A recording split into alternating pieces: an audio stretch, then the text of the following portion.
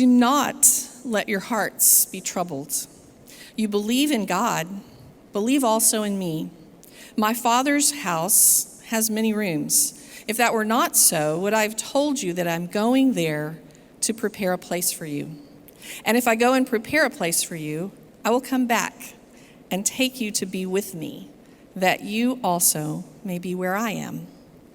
You know the way to the place where I am going. We give God thanks for this word today.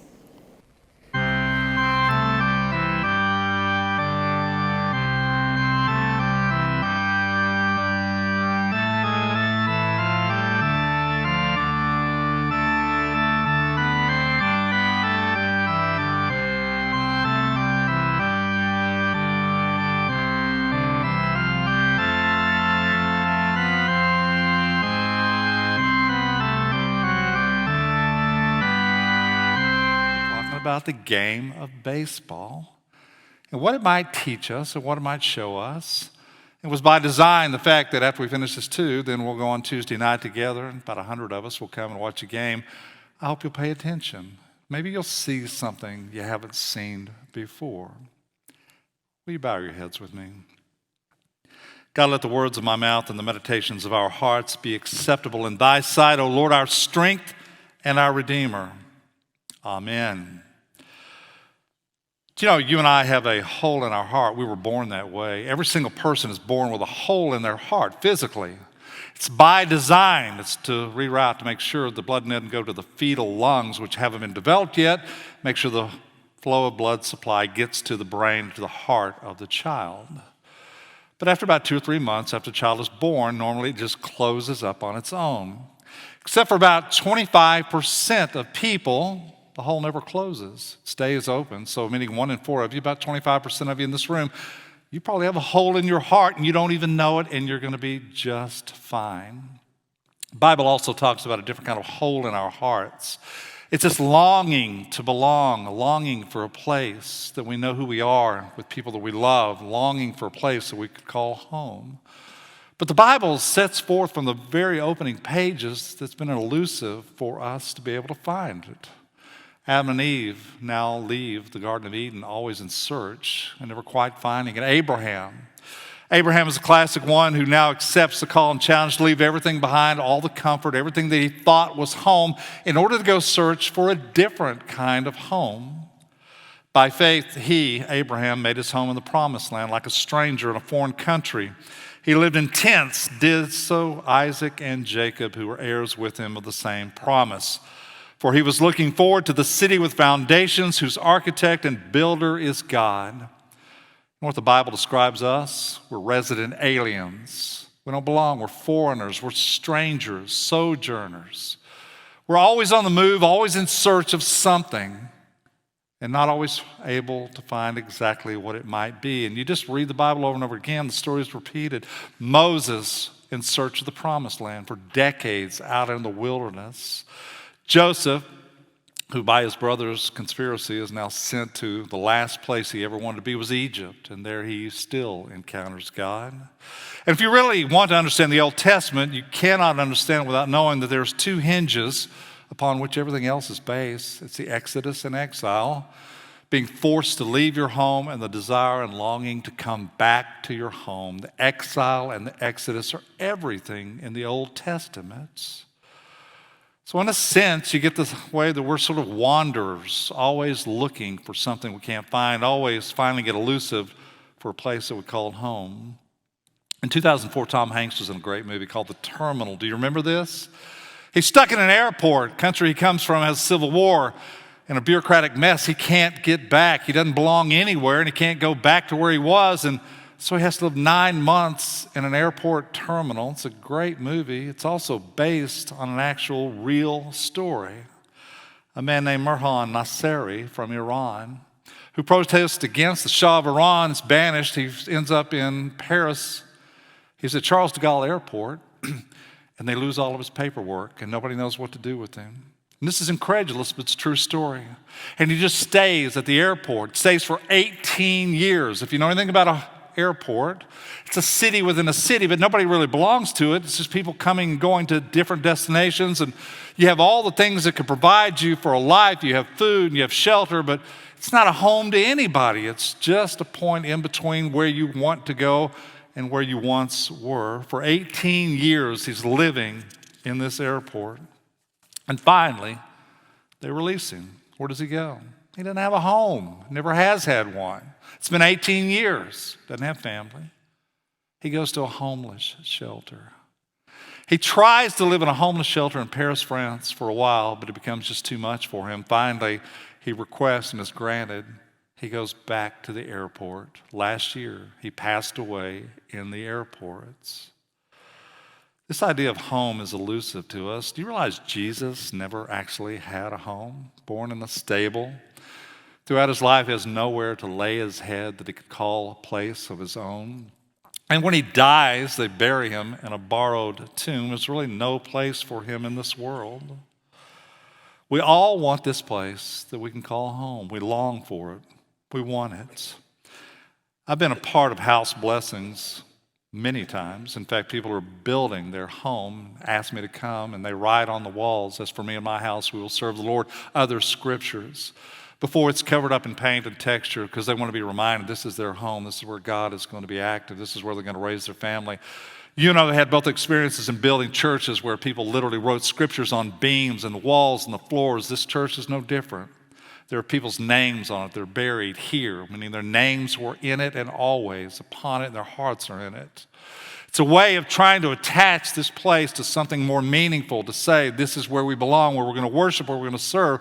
But you and I also know in the tumult of churches, sometimes it's the one place you don't feel at home. Things change, dynamics happen, conflicts arise, and you suddenly wake up and you think the one place I always felt at home, I don't feel at home anymore. I want it to be the way it used to be. Home is such an elusive place for us. So the truth is we're all born with the God-sized hole in our heart. We just come into the world that way. We have this hole that really begins at birth, but it's also deeper than just a physicality. It's this longing. And the emptiness that this hole provides sends a lot of us into some destructive behaviors because we're always trying to fill the emptiness. We know we're missing something. We long for something better, and so anything that will pacify it, make us better, whether it's we're one relationship after another, always seeking just the perfect thing that we're looking for that we never can find, or alcohol or drugs or whatever numbs the pain or makes you feel alive, and you just keep trying over and over again, looking for this sort of peace that eludes us in a place that we can never quite settle into. Because the truth of the matter is, this God-sized hole in our heart, the only way it ever gets filled is with God. One who created you is the only one who can fill the emptiness inside you to the degree that you can be who you're called to be. So how does this relate to theology and baseball? Is there really theology in baseball?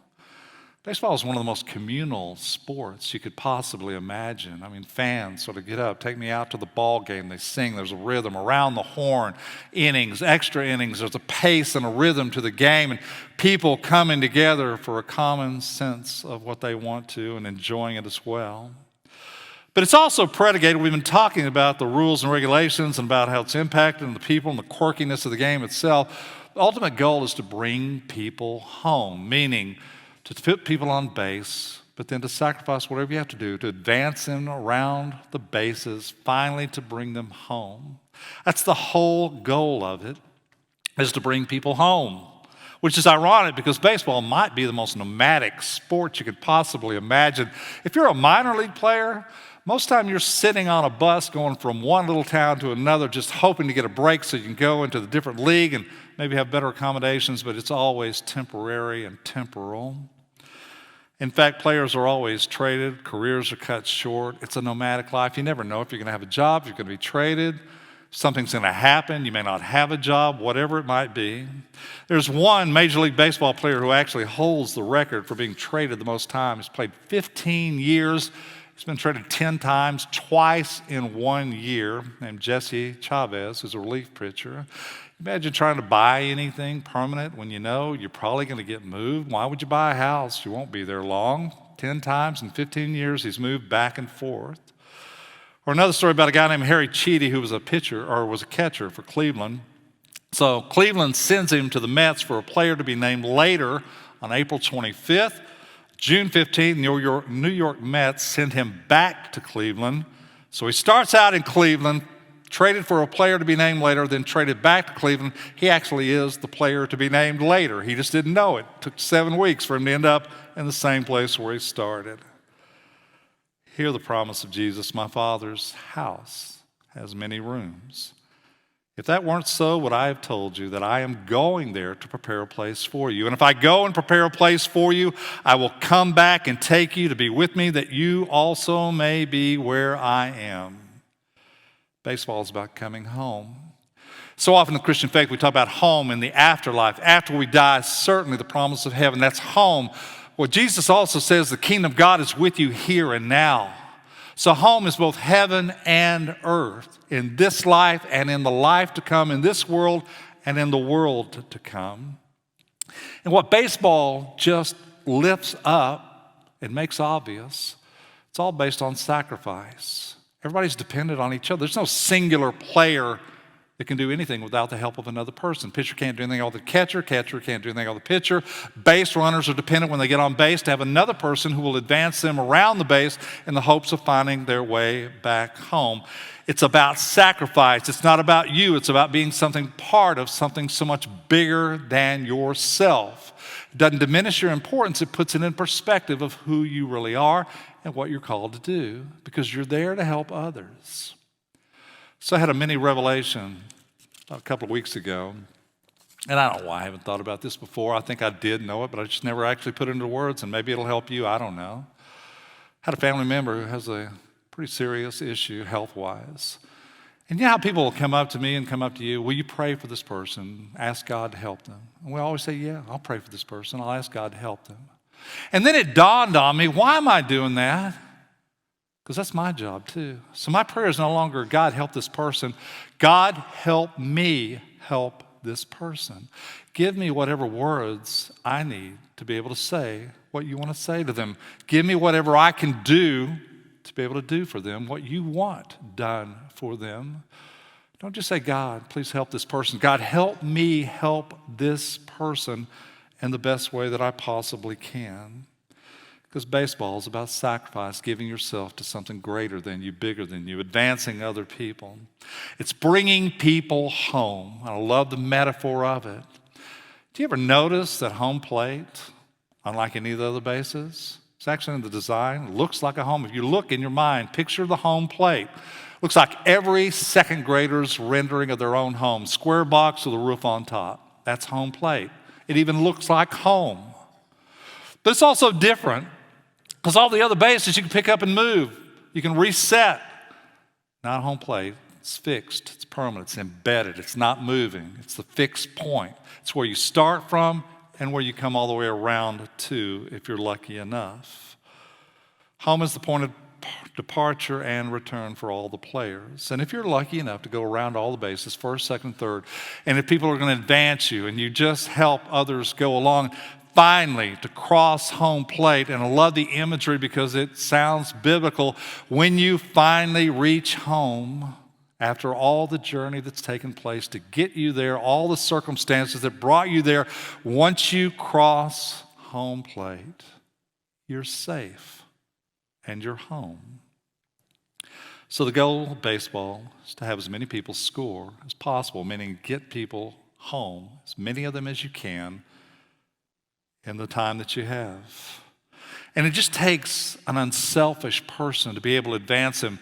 Sometimes players who have their own egos and ambition and who know the stats matter in this game will sacrifice their own ego to advance another player, whatever has to be done, whether it's a bunt or a sacrifice fly or whatever it is, whatever it takes to advance the players around.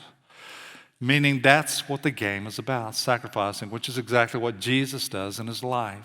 He wants people to move forward.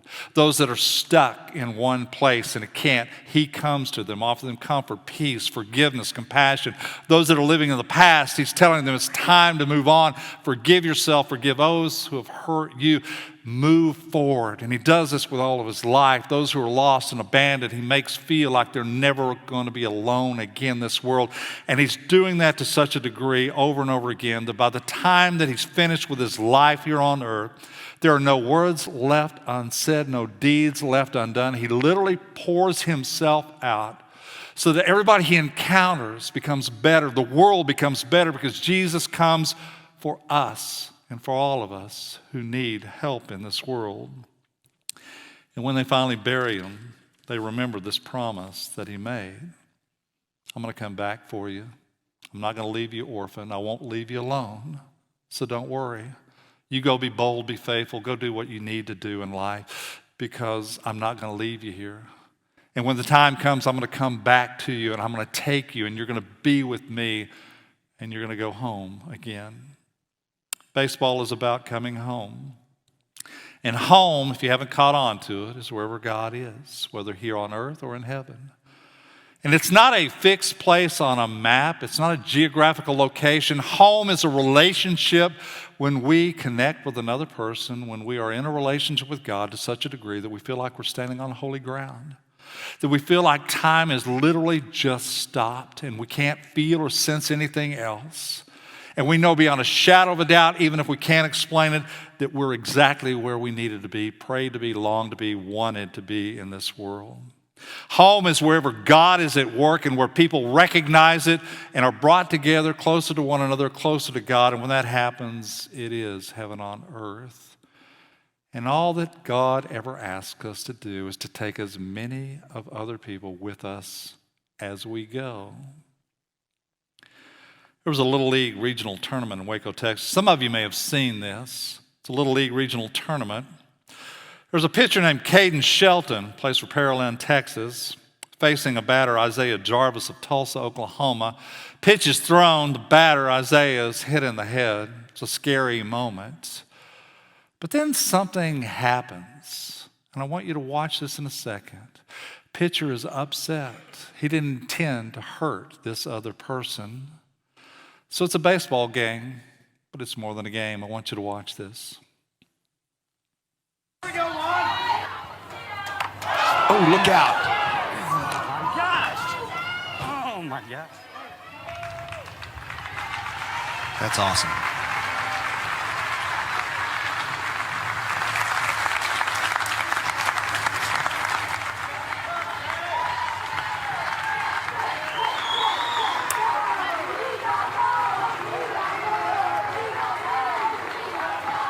Wow, that is a tough kid right there. Hey, Jarvis, and hit his helmet.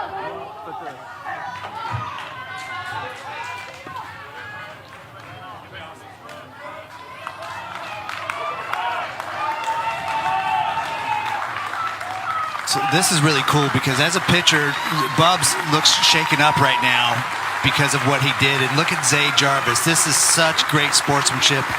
He wants him to know that it's okay, that he'll be fine. Hey, bud. You're doing it. Right, let's go. Look at me. Look at me. You're all right. Amazing. You're all right. Look at me. Hey, look. You didn't do it?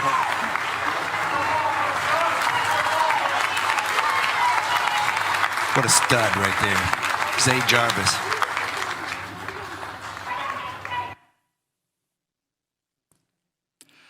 So after the game, they asked Isaiah Jarvis, the one who was hit by the pitch. Here's what he says. I wanted to go over there and spread God's love and make sure that he's okay, make sure that he knows that I'm okay, and I'll be okay. It was a baseball game, but it was more than a baseball game. Because Isaiah walked over and helped somebody, gave them comfort, offered forgiveness, offered grace, made sure he knew he was okay, wanted him to be okay, made sure that he knew, don't quit, keep playing, I'm okay, it's all going to be okay. He helps somebody in the way that Jesus would help, in the way Jesus asks us to do. So if you don't understand theology of baseball and you're watching this, all that you're left with is an image. You see a player on first base and you see a player on the pitching mound. Except if you actually look closer, which he invites us to do, you don't have somebody on first base. You don't have somebody on the pitcher's mound. You have two players. You know where they are? They're home. or as close to home as we'll ever get in this world in that moment. In that one moment when the kingdom of God breaks open, when that one moment happens and everything comes to place and you feel like you're standing on holy ground. They are home, or as Jesus would say, when that moment happens, you're as close to the kingdom of heaven as you will ever be in this world. Well done, good and faithful servant. And all he asks us is that we do the same.